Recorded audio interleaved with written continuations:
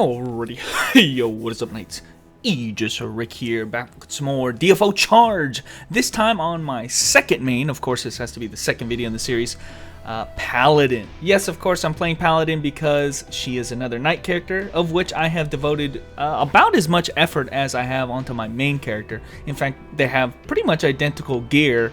I've already got a Tabor set on this character, upgraded from a Heblon set. Got my beast accessories, again, also something I can upgrade into a Tabor set.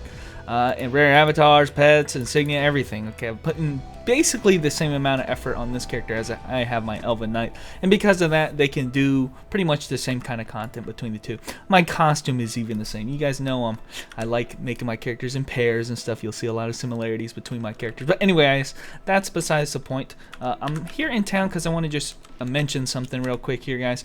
This character is definitely strong enough, and I want to show this off soon. Maybe not with this character because I care about doing Tabors in a party mode, but there is solo mode. I'm going to be showing this off maybe in the next couple videos here coming soon. Solo mode with Tabors, and it is a little bit easier than the actual normal mode with Tabors, but this is kind of content that you really have to do in a 4-man party with, you know, a satyr and all of that. Solo mode is something you can do alone, and initially I planned to do that with this character, but decided I'm going to save that for another character because I think this character, what I want to show off with this character is just how great she is at one of the things that is you're going to have to do at some point in this game with something, and that is farming. This character is a sick farmer. So let's go ahead and go into Total Eclipse. If you don't know, there's a lot of different dungeons you can farm. You can farm Sleepy Hollow for Seeds of Birth as well as Terranium. It drops a sizable amount of Terranium. You can obviously farm Hell Mode, and that's a given. But one of the best places to farm for gold is the Total Eclipse. I'm going to show you guys the route here and why Total Eclipse is so good. There's actually many reasons why this dungeon is much better. You might think, oh, Fight Club is like only a certain number of rooms, it's very easy to do, why not do Fight Club? Well, Fight Club doesn't nearly have as many enemies, and the enemy count is actually kind of important when you're farming because the dungeon results at the end, you get rewarded based on how many enemies you clear. So you actually want to clear as many enemies as you can, and this dungeon happens to have a very, very sizable amount of them. And obviously the more enemies there are, the higher the chance of dropping just random items on the ground. Now, this run's not going to be very fast. I'm going to show you why. That's mostly because I'm wearing my really strong set. But this is the last reason why this is a good dungeon, is because this dungeon features a boss that has 2 forms, and each of those bosses actually has a chance of dropping like a equipment or a piece of gear. So that's like an extra piece of gear that you can get from the 2 bosses instead of the normal 1. I can see here my time's not all that great, but there was also 4 Terranium at the end of the boss room. That's the main reason I like farming this dungeon. And there you go. So that's how fast I was able to do it with this normal gear, but I'm going to go ahead and switch to what I consider my farming gear, and that is a full Mana Vortex set. Everything else is pretty much the same. I'm going to take a potion real quick just to make sure I'm strong enough to one-shot everything. You're going to see how much faster this can go on Paladin. Because let me tell you, when you put down some cooldown gear like Mana Vortex provides, when you put down a cooldown title, this character becomes an absolute beast, an absolute unit.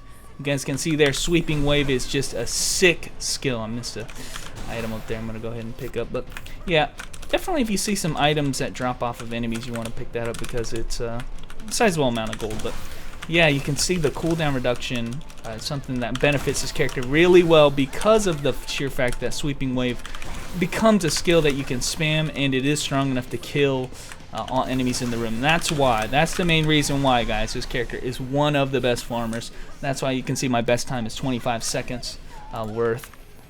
It's just so fast. You have like this really wide range of things that make this character really good in farming, and honestly I would say after playing all the characters in the game and actually gearing this one out, you know, it's one of those characters that if you bother to gear her out, you will definitely benefit greatly by having a strong farming character, if nothing else. She is also a very strong synergy character, so let's not forget how useful she actually is, and why a lot of people like her is because not only is she simple to play, easy to, you know, she only has a castable amplifying buff, after which she also has some really awesome AoE for farming, so it's like double usage. You can use her in all kinds of varied content, and she's one of the best in farming content. There you go. That's to say nothing about how fun this character is actually to play, because you can imagine having to cast Sweeping Wave so consistently here is probably going to get kind of annoying. I mean, it's not really interesting gameplay. It's not Chain Rush. You know, it's not Duck and Sway on Monk. It's not any kind of unique system.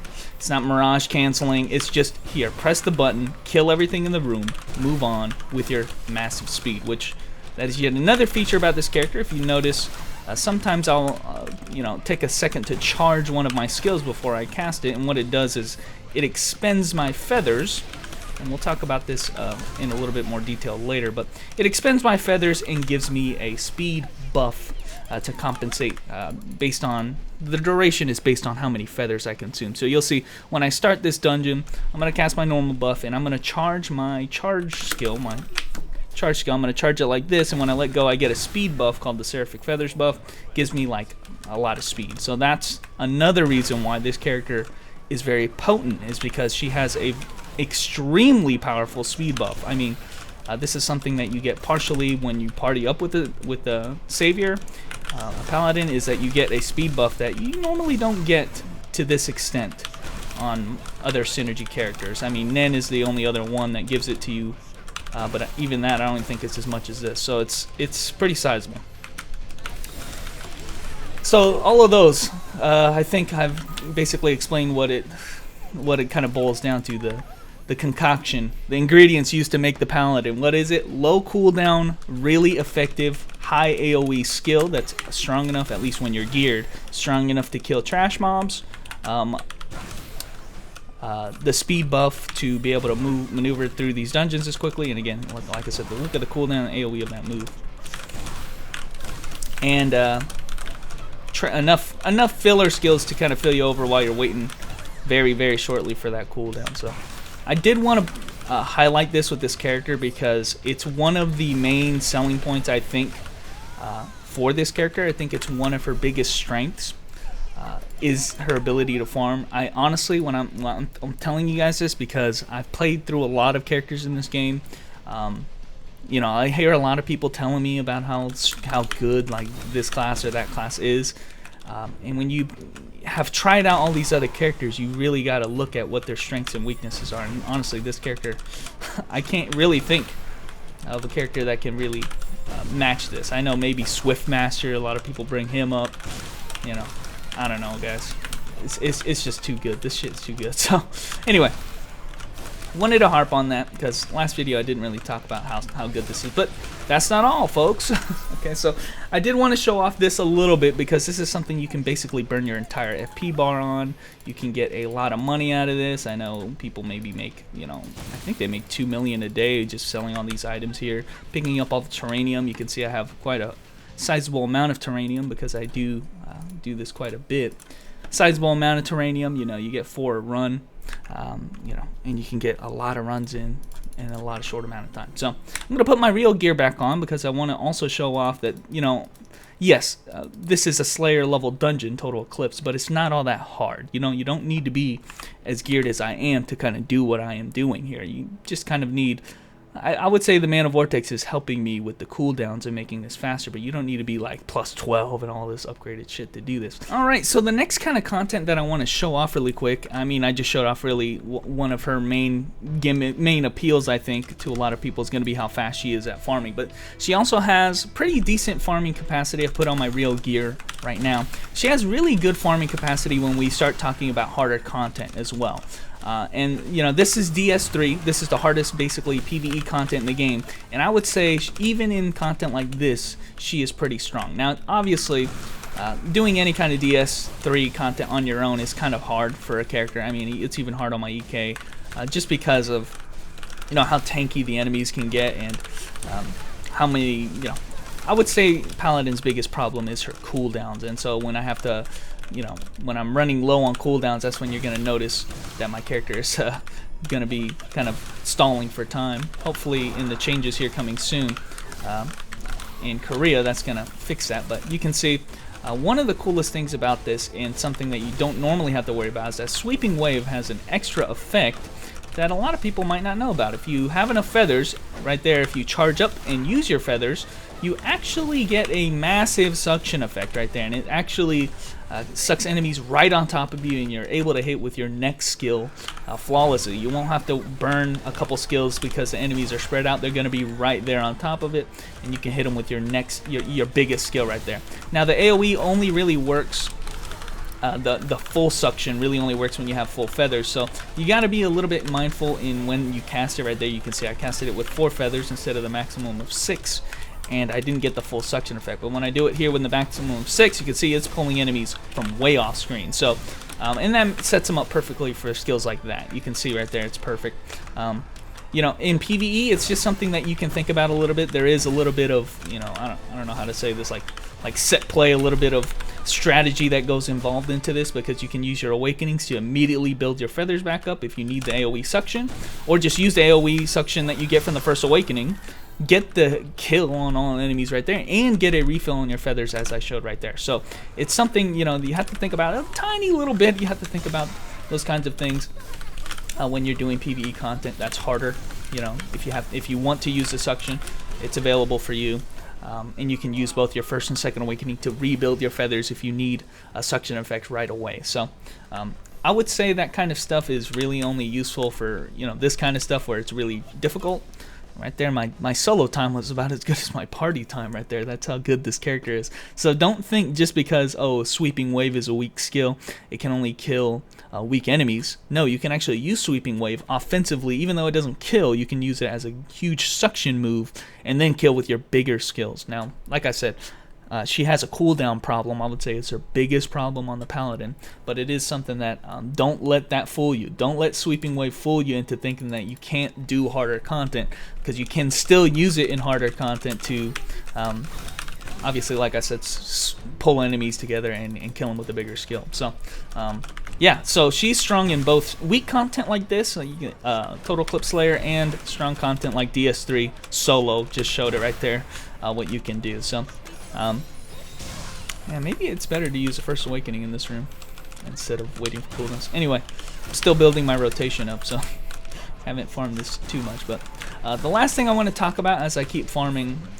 this dungeon here, the last thing I want to talk about with this character is something that I'm not really going to be able to show off in this kind of content, since this is mostly just going to be me doing it solo. I'm going to be farming a few Sky Rift. I am trying to get at least a couple of Tabor's equipment, but I'm going to end the video by kind of mentioning something that I think is probably this character's biggest. I mean, yes, I do agree that she is one of the best farmers. She is like extremely efficient at farming and all of that.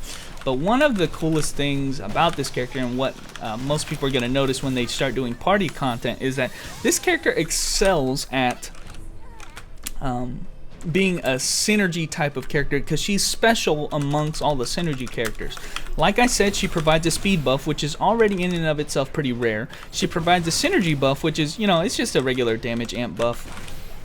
Let me pick up that skeleton key. It's just a regular damage amp buff. That's pretty standard across all synergies. But the last thing is, and something that pretty much no other character has, is that this character actually has healing effects. She actually has 2 healing effects. First is her second awakening. It adds this little aura. If you stand nearby herself, as anybody in the circle will be healed to full. That's why you can kind of charge it up like that, because it's actually healing while that Michael guy, that Archangel guy, is up. Healing to full, and basically a very, very fast heal. But on top of that, even I would say even more useful than that, second awakening, because you generally want to use the second awakening for actual damage instead of the healing effect. But the main thing, the thing that you're going to notice a lot, is that she actually has a really low cooldown skill with this skill right here. She expends her feathers and she creates a circle of healing here as well. And not only does it heal, it actually provides a massive defense as well. I wouldn't say it's completely invulnerable, because, you know, I am still getting hit by the attacks that are inside, but you're healing so fast that it's almost like you're not. You know, it's like, that's how fast the healing it is. It's kind of similar to the regenerative aura on the Crusader, and it's something that, you know, normally I would not kind of mention that kind of aspect of the character, because at least with the content that existed so far in this game, there hasn't been so many situations where a move like that would be useful. The problem is, quite frankly, they just haven't designed the content around a move like that, because they mostly have it where it's one-shot gimmick. If you fail the gimmick, you can't really out-heal it, you just die. And most of the content also, you can just have infinite healing potions, so healing potions were a superior, you know, it's always more convenient to use a healing potion than it is to wait for somebody to heal for you. So it's kind of made a skill like that obsolete. It's something that I never even took a lot of stock into. But with the existence of Fiend Wars and the limitations that Fiend Wars has, that skill and a lot of healing skills in general start becoming a lot more important, because you cannot use any consumables in Fiend Wars. There are a lot of attacks that are not really one-shot, but they're kind of like damaging attacks that you want to try to heal and recover from. You know, they're not just instant kill. They're going to leave you at low HP and you don't have consumables. All of a sudden, characters like this become a lot more valuable in those types of situations, and it's something that I have to talk about. You know, and I'm just going to end the video here, is that they're the three pillars that makes this character really, really unique. No, I'm not going to say that this character is the most fun to play. I definitely have a lot of characters that have a lot of different systems, chain rushes, duck and sway, cancel system. This character has none of that. She just has her feathers, which are, honestly, I complain about this all the time. The feathers should be way more complicated than how it is now. There's basically three things that you use them for, like healing, speed buff, or suction effect. That's it. They could be way more, but unfortunately, this is what I got. But aside from that, this character is, like, seriously, on my account, probably the most useful character on my account in terms of the things that she can do. She can do any raid content. She is the fastest farmer on my account. She is the most versatile character on my account, and it explains why my Paladin is the highest training accomplished on my account and not my Elven Knight, because although I love my Elven Knight to death, it is my favorite character bar none to play. In terms of what she can do on the account, you're not beating this character. This character is fucking phenomenal. Okay, so I've heard a lot of people, you know, try to gas up their characters. Azura is the best for farming, Azura is the best for this. Well, I'm here to tell you guys that if you know, put in a little bit of effort into this character, and that's kind of the key here. Azura is kind of one of those brain dead easy characters like this one, but the cool thing about Azura is that you don't have to invest a lot of money into him. He does a lot of damage out of the box. But if you do invest a little bit into this character, you will find that out of the entire cast of characters that I own, this character is bar none unmatched in the kinds of things, versatility that she provides to my account. And seriously, I have gained a lot for having her here in the account, as opposed to any other character that I've made, which is kind of shocking for me to say. You wouldn't think that out of my second main character. You know, I was gonna main this character regardless. It wasn't because of, I'm out of rich sensor stones here. It's not because this character was really good at all of these things that I played her. I'm playing her because she's a Paladin, but it just so happens that this character is also really good at all those things. So anyway, guys, that's all I really have to say about Paladin. Hopefully I was able to really sing her praises, because honestly, I know I love the Elven Knight and I love playing her, but this is a more, you know, if you're one of those people who really likes, I went the wrong way here, if you're one of those people who really likes having like a useful character on the account, you only care about a character for their uses, then this character, honestly, investing a little bit in this character will take you a long way, and it has, in my case, a very long way. But anyway, guys, thanks for watching. There's a little bit of the Paladin. Results may vary. I want to also mention, results may vary. If you don't invest a lot in this character, do not expect to do what I'm doing here. But if you do, hey, you're going to have a very awesome character. But anyway, guys, thanks for watching. There's a little bit of Paladin solo, and I will catch you knights later.